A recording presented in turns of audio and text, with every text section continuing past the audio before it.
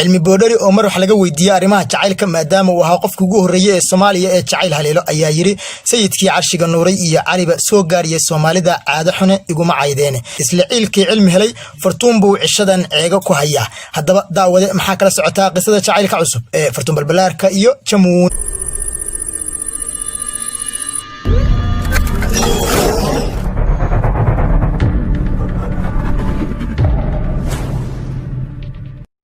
السلام عليكم ورحمة الله تعالى وبركاته أصحاب يوتيوب channel كان هذا ونسوا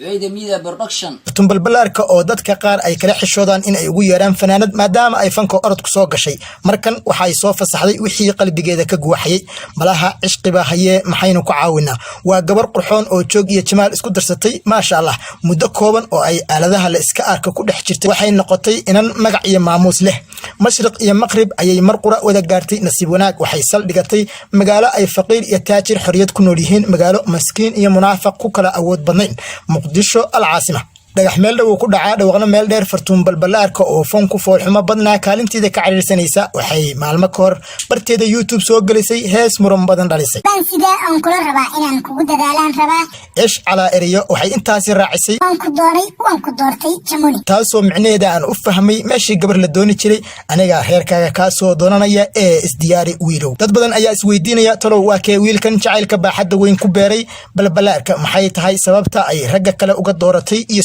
kale nasiib darro kama wada jawaabi karo su'aalaha silsilada ay dadku isweydiinayaan laakiin waxaan daha ka rogayaa qisada jacaylka qarsoon ee Jamuuni iyo balbalaarka halkii ay ka bilaabatay Jamuuni waa ruqcada saxaafadeed oo muddo ka soo shaqeeyay warbaahinada ka howlgala Muqdisho wuxuu mar ahaa tafatiraha radio afgooyo oo ahayd idaacad si weyn ay ugu xiran yihiin dhageystayaasha ku nool deegaanada gobolka Shabeellada Hoose wuxuu hadda qayb ka yahay bahda YouTuberiska xamar waana mid kamid ah shakhsiyaadkii fartuun balbalaarka ku garabsiiyay inay furato channel ay iyadu madax banaan ma jiro wax ka wanaagsan inaad jeclaato qof abaal ku